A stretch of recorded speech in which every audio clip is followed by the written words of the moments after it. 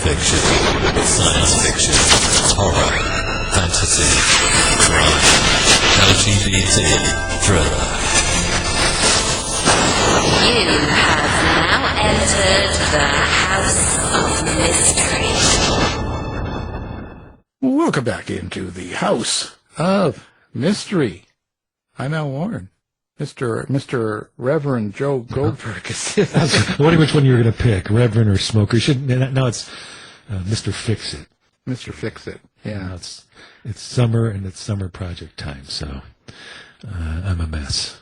Yeah. You ever wonder why people always look forward to the summer, but then you've got so much stuff to do, you know? Yeah.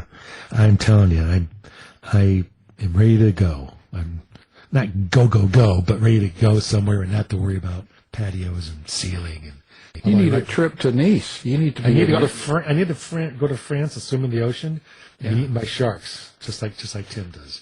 Yeah. Well, the last shark bite in Nice was in 1858, so I'm not too worried about sharks. But I will tell you that I am noticing in the sea some changes because of climate changing and global warming. 3 years ago, up to 3 years ago, so during the first 10 years that we were living here, when I would go swimming every morning, or each morning I did go swimming, I would be surrounded by thousands of fish, literally thousands. I am not making this up. There were huge schools of fish, all kinds of fish. It was just incredibly beautiful. Now, for the last 3 years, the water temperature has steadily increased. It's breaking records every year. Now I see very few fish. I mean, if I see 100 fish in a day, I'm lucky. But what I am seeing are some exotic fish that don't really belong in this part of the Mediterranean and in this water. And they're beautiful to see, but it's telling me that there are some serious changes going on with not the quality of water, but the temperature of the water. You think the fish are just the exotic ones are moving because of habitat? Are the other ones just dead, gone? No, I think they've just gone further out from shore. I don't go out from shore very far. I've always had a phobia about swimming in moving water, and I finally got over it with a lot of effort when I moved to Nice. And so I just swim parallel to the shore, just about maybe 10 meters out, something like that, no more than that. I'd have to go 3 times that to probably see these fish. And I'm going to do it this summer at some point, but I have to build up my courage to do that. Does swimming help you write? I've actually used it. In fact, yes, I've used the swimming as part of something that my characters do in my novel, Istanbul Crossing.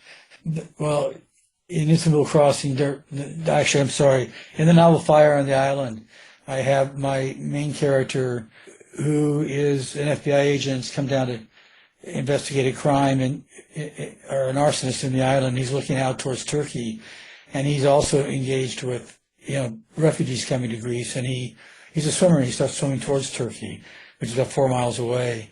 And there's sort of some thinking that goes on about who could do this and what it would take for somebody to decide to try to swim 4 miles to get to another country, and realizes that even he wouldn't be able to make it and turns back. So I use swimming as part of what some characters do. Maybe the fish are just scared of you. Maybe that's why they're moving. No, they're not scared of me. They used to swim all around, just be right with me. They were all around me. And the few fish I see now, they just kind of drop down lower, and they let me swim over them and that. But I'm not in very deep water, so I can easily see them. And I see a lot of octopus, usually. This year I've only seen one, but it was quite large. So listen, so Fire on the Island. Let's talk about that. So we've got Timothy J. Smith here for people that don't know. I don't know who couldn't know who he is. Be gone a few. Yeah. Vanished. Yeah. So Fire on the Island, let's talk about that. Let's talk about the premise.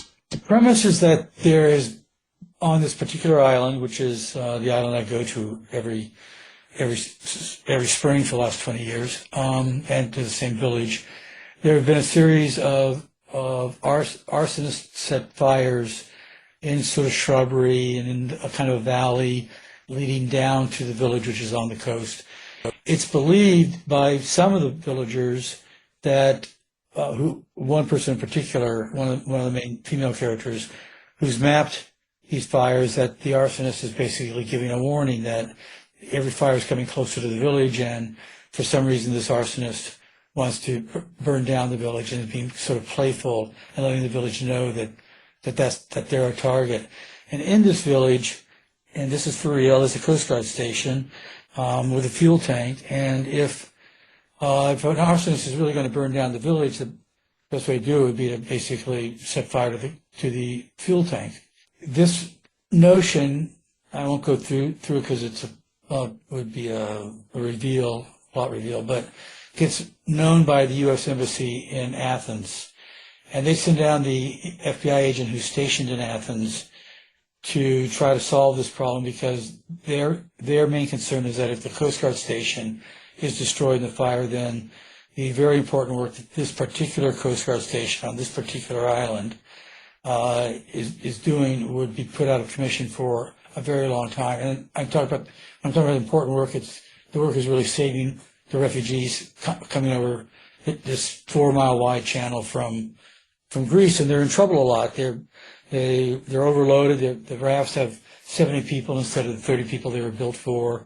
The smugglers in Turkey have given them only enough money, only enough gas to get out to the center of the channel. Then they can't navigate the boat at all.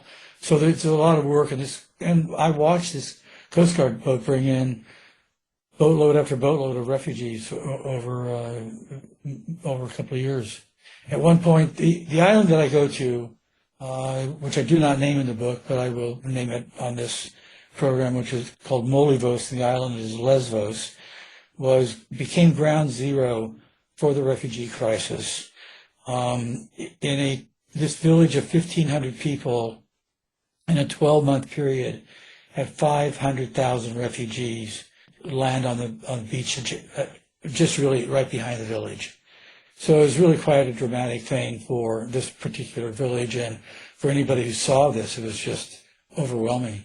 So that's the premise: is that the village is under threat, and the FBI agent goes down to try to figure out who is this arsonist and try to stop it before he or she accomplishes what they seem to be set out to be doing. You have your setting, the island, and I was just wondering, what did you have the story, or did you have the setting, or where did this all develop? Because your stories have this sort of interconnecting feel to them. Well, all my stories come from real life adventures and things I've seen or know about from living and traveling a lot around the world. In this particular case, I've been going to Greece. I landed in Greece when I was 21 years and 12 days old. And I spent 2 years there at that time and developed a love for the country. So I've gone back a lot. And after I had a career in international development that took me to a lot of very exotic places and some of them quite dangerous, I decided after my last assignment, which was a 2.5-year assignment in Palestine, I was managing the first U.S. government significant project to help Palestinians following the Oslo Peace Accords. And that assignment gave me an insight into the Israeli-Palestinian conflict that really was rather unique. First of all, I was at the negotiating tables, in a sense, on different matters with Palestinians, Israelis, Arab Christians, even Armenians. They all make up the population of Israel. And I decided that at that point I just had a compelling story to write, and I decided that I hope to help bring about world peace a little bit by writing a book about that situation, much like Leon Uris wrote about Exodus, which gave the Jewish people a place at the table after World War II, and I hope my book would give a place at the table for Palestinians, because there's never going to be any peace unless they're all at the same table. But so I quit working to write that book, and then after I wrote that book, I thought, well, I've got other stories to tell, and all my stories look at issues that are of sort of current social and political importance in our own lives. So I've written about human trafficking. I've written about the fall of communism in Eastern Europe, the refugee crisis, and things, they all have, that's where I start with my stories is what issue do I really want people to know about that I know about, but I don't think people know much about. Most people don't know much about human trafficking, and I learned about that pretty straight on. And I just decided, and then I come up with a suspenseful story that engages people who are being affected by these larger issues. And so I really basically talk about how human trafficking or the fall of communism really changed the lives of ordinary people in the places where these events happened. And so I talk about in Fire on the Island, I really show how this influx of refugees totally changed the dynamics in this particular village. And wanted to write about the refugees because I was very moved by them and I was very emotional about the whole thing. And so I wrote Fire on the Island, but when I finished writing it, I realized what I was really had written about was how the refugees' presence had opened up old wounds and decades-long conflicts in the village. One issue going back even 100 years about a time when there was an exchange of population between Greeks and Turks in 1923, and families still were fighting over that. And these refugees arriving, people were saying, "But your whole family was a refugee family when it arrived on the island. How can you not want to help?" That's why I was writing about it. But it became really more of my homage to Greece than a refugee story. And when I thought about that, I thought, well, the one thing I know what happened to these refugees from the moment they stepped foot on Greek soil I could describe their whole journey north to Macedonia or Germany or whatever. I was very familiar with all of that. But what I didn't know is how they got on the rafts on the Turkey side of the channel, and how they actually got to Istanbul to start with and then down to the coast. So I went to Istanbul. I hired somebody who was working for an NGO who was a Syrian refugee himself, an NGO helping Syrian refugees. It turns out he was a smuggler of other refugees other than himself to Greece, and that became the source of information and observation and point of view for Istanbul Crossing. So I've got these two refugee stories. One is really about the Syrian refugees, and he's gay, and kind of also taking on homosexuality in the Muslim world and talking about that a little bit, writing about that a little bit. And then I've got the second refugee story, which is in Greece, who are creating conflicts within a village, though I'm not really dealing with the refugees so directly as I am the Greek families and villagers. If that all makes sense, I hope it does. Now, I was going to say, when you tackle these subjects that are kind of current and now and going on, you talk about refugees and you're talking about the just the whole plight and that sort of thing. Do you have to be careful on how you word things or how you do things, and to not take sides in issues, or do you just go ahead and do what you believe? I think that's a very good question, and I'll say that let me just go back to my very first novel, A Vision of Angels, which is no longer in print, actually, though I hope that changes again soon, where it was the Palestinian-Israeli conflict. And it's odd to say this because I'm not Jewish, but I grew up a Zionist. I grew up in a predominantly Jewish neighborhood, and I was taken in by a Jewish family because I had a troubled family home situation of my own. So I was very influenced by the Jewish side of my upbringing in that sense. I end up my last job before I quit to become a writer is running a $16 million program to help Palestinians. So there's a big arc. But in that arc of my own experience, it's not like I now think, oh, these Israelis are just wrong. You just toss them away. I'm all for Palestinian. It made me see both sides very clearly and understand how, what the conflicts really were and how they could be possibly resolved. So my book is really, that first novel is really a novel about reconciliation and how it can come about. But I don't really take sides so much as I just portray what I've observed and I've learned. One book, which I really love, Cooper's Promise. I was stranded for a couple of weeks in a place called Cabo Verde, a group of islands off the West African coast. I won't go into all the details, but the only place to get a beer or anything at the time I was there during the fifth year of a very serious drought. I was the only foreigner on the island. There was a pub slash brothel, a bar slash brothel that I would go to and have a beer every day, and that's where I sat at the bar, and while the girls tried to get me to go upstairs to the back rooms, I really wasn't interested in doing that, but I was interested in hearing their stories, and that's where that book on human trafficking really kind of sort of came out of. When I finally became conscious of human trafficking, I realized what I had experienced at that point in time for a couple of weeks and what these people were like. So, I've just have had these experiences that translate into really great stories, and I make them suspenseful, and people love it.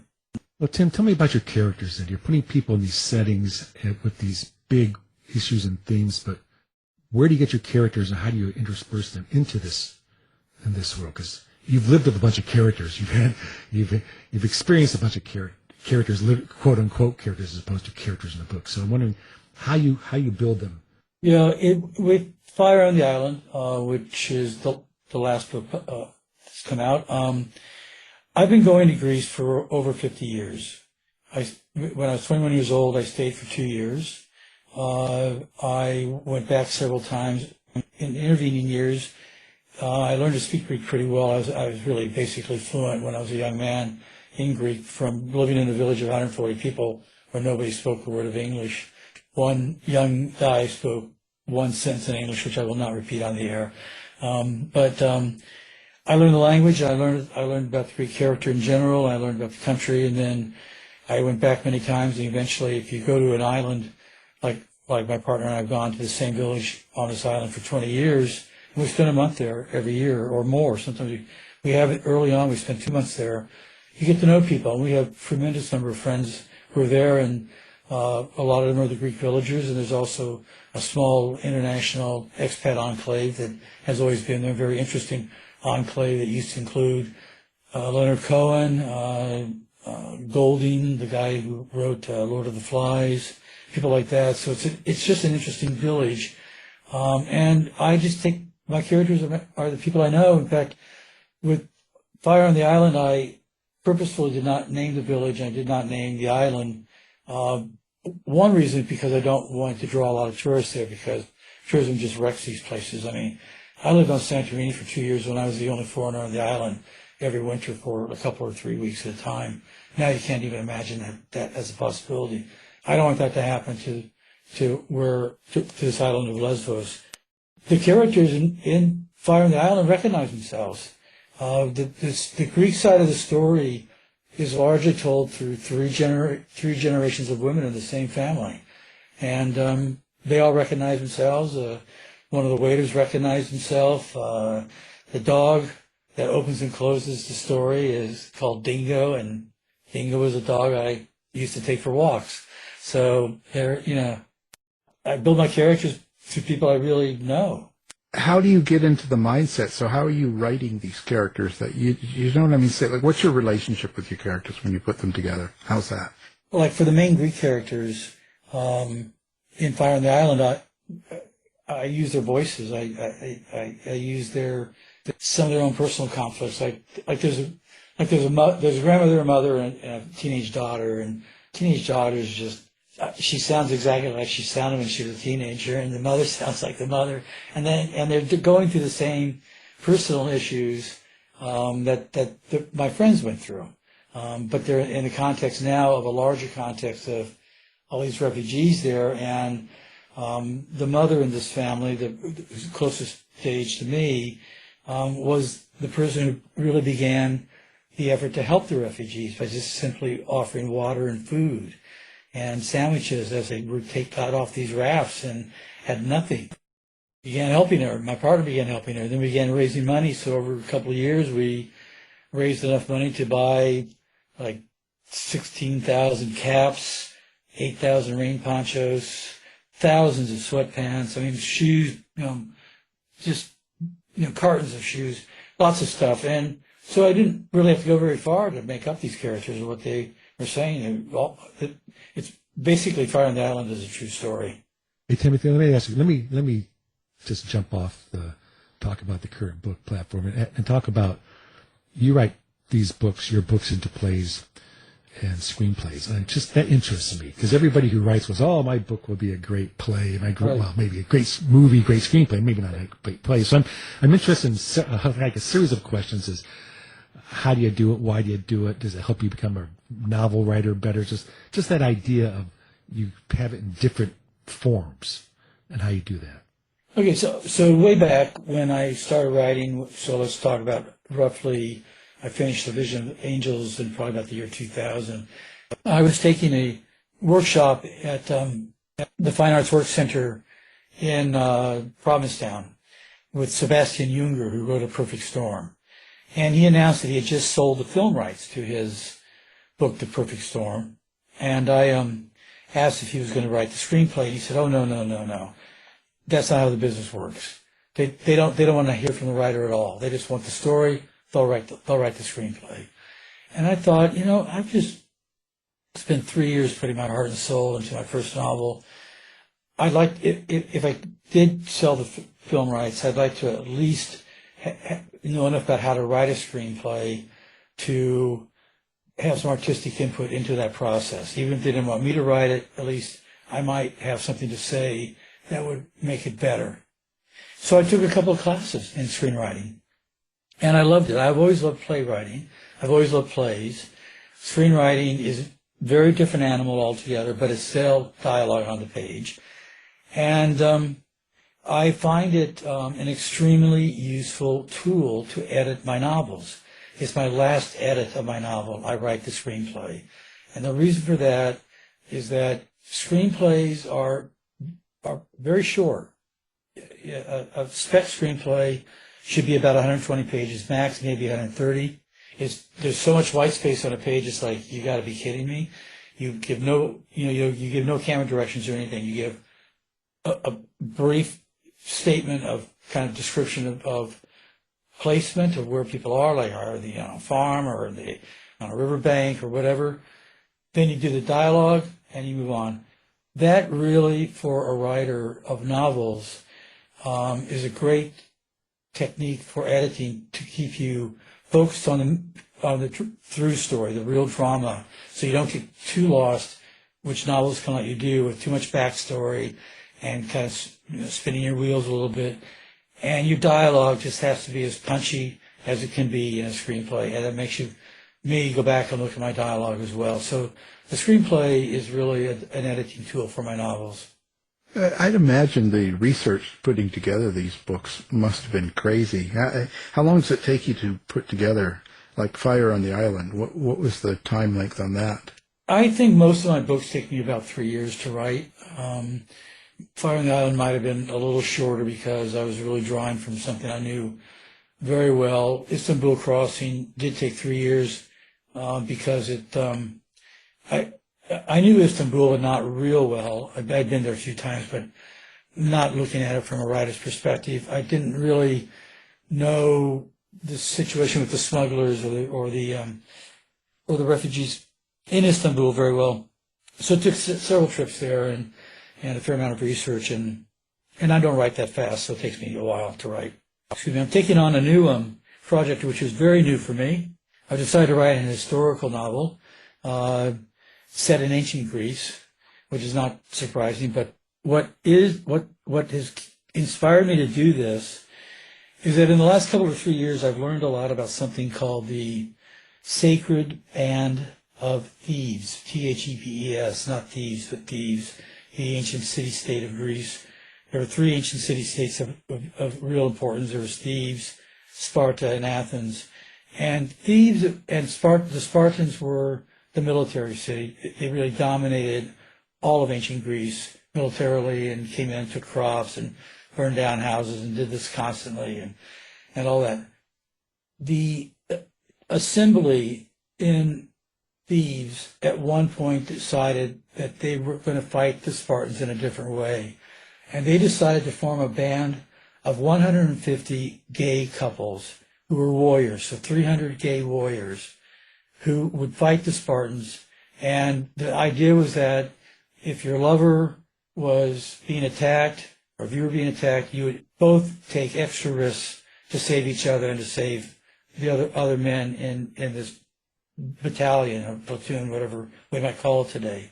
And this is all a true story.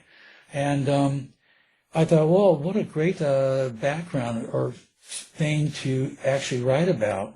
Not write about the band of thieves as a military thing, but find some characters who are part of this and what their lives were like. And so I'm really right in the beginning stages of researching that. But I find it very interesting. It's daunting to me to write about a period that I really don't know that much about, but I'm definitely doing a lot of reading, and I'm looking forward to the challenge. But I mean, that's an interesting thing, this band of thieves, I think. I would think that would be very overwhelming when you get into an area like that, and then I would think you have to do so much research to get yourself there. Do you know what I mean? Because you've already done things, so you have a standard that you have to achieve in your mind. Exactly.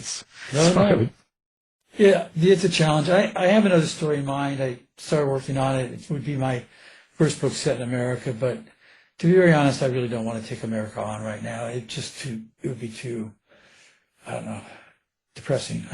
But I feel like I'm very obligated to write this American story that I do have in my mind, and I may go back between these two things.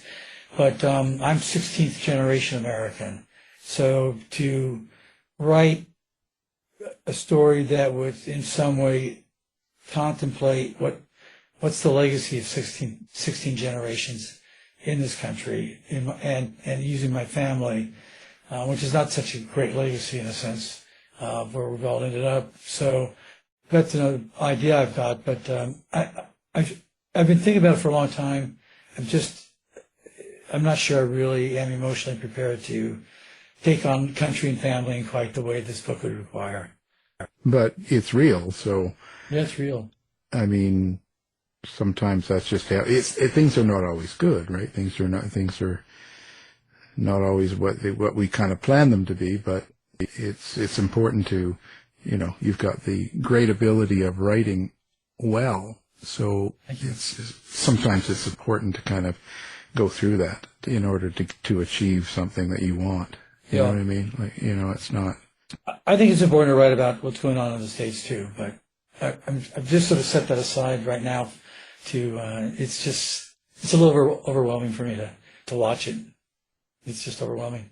When you pick your topics, are you thinking about how the people react to them? Are you trying to actually think about your readers as you're writing, or is it just I'm writing, it's entertainment, this is the way it goes? No, I'm writing to illuminate for people issues that they really might not think about. They might just know the word or words, a couple things, but might not really appreciate what it means to the people who are really affected by these things. So, it's one thing to hear that there are 55,000 sex slaves in America. Okay, well, what am I going to do about that? But it's another thing to hear a story about a young girl who's 14 years old who's being sold on and sold on and sold on and prostituted the whole way. But, so I personalize these stories, and I've drawn characters that I know that have essentially, lived these things, if that makes sense. Yeah. Oh, totally. And so when you go through one of these books, what does it do for you? Like, how does it change you or affect you, I should say, in something like this? Because it seems really deep meaning, a lot of research, you're totally involved, you're totally immersed in this idea and this book. What's going on there? Like, how do you come out of it? Well, I want to make sure that your listeners don't get the idea that my books are all message driven and everything's just hitting them on the head about a message. They're not. I create real characters, and I get to know these characters, and it's writers say, and it's true, you live with your characters for a while. You can't get them out of your head at times. How does it affect me? Well, I'm glad to be writing about things I think people ought to know about, and I'm thrilled when the books win awards or get some recognition, that means more people are going to know about these issues than knew about them before. And again, it's not like everything I say in them is message driven, but the books are character driven. So I'm looking at a big issue, but I'm always looking at how is that affecting ordinary people, not the generals and not the presidents and not the rich people necessarily, but the average family, that's dealing with different kinds of conflicts, or seen overnight when we lived in Poland and were working there, and the whole communist system changed our market system overnight, and how people had no idea what that meant. And I was part of helping that new system develop. What it involved meant going around the whole country constantly and training people on particular issues regarding. My job was to introduce a mortgage finance program to Poland for the first time in Polish history, and people had their terrible housing provided to them for free by the government for what had been 45 years. They didn't have to pay for housing.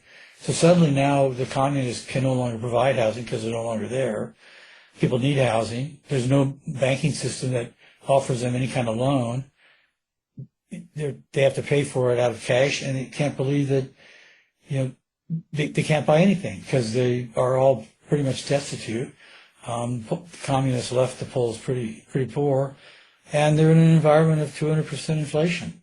So it's like just telling their stories and the things that I learned just by, the kind of people I met. I would, in terms of this finance program that I was trying to create, I was an advisor to the Minister of Finance from basically day 10 of his finance plan, market finance plan for all of Eastern Europe ultimately.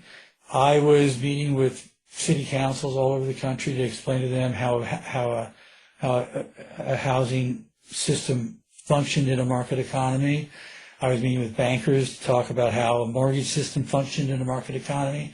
And I was talking about would-be buyers of houses and how the system worked and, what their responsibilities would be in a market economy. So that's where I drew my stories from how people were reacting to this and how the system kind of left them hanging and in very difficult circumstances. Okay, so let's talk about, where do you like people, fans, readers, people to follow you or contact you? Do you have social media, website? Where do they go? Well, my website is always a little bit delayed in getting updated, but it's fairly well updated right now. But it's not where people should go to follow me. I'm just basically Facebook. I used to enjoy Twitter until Mr. Musk became Mr. Musk. And but I thought Twitter was a good resource, actually, for writers like me, because you could pretty well identify and touch base with different people in the writing field, other writers, publicists, publishers, things like that. I'm on Blue Sky, Instagram. I mean, I have presences out there and on all those places. So that's, and I'm pretty active on Facebook. The author page I just devote to writing stuff, either my writing or writing of other people or interesting quotes or something like that. I don't do the memes and the political stuff on my author page. That's all on my personal page. Yeah, I don't do such things myself. So, yeah. Well, well, we appreciate you being here. We will put your stuff up on ours so that people can find you. And there you go. Again, Great, Timothy J. Smith, Fire on the Island. Thank you. Thank you. This has been a production of the House of Mystery Radio Show. To find out more about our show, guests, or hosts, go to our website at houseofmysteryradio.com.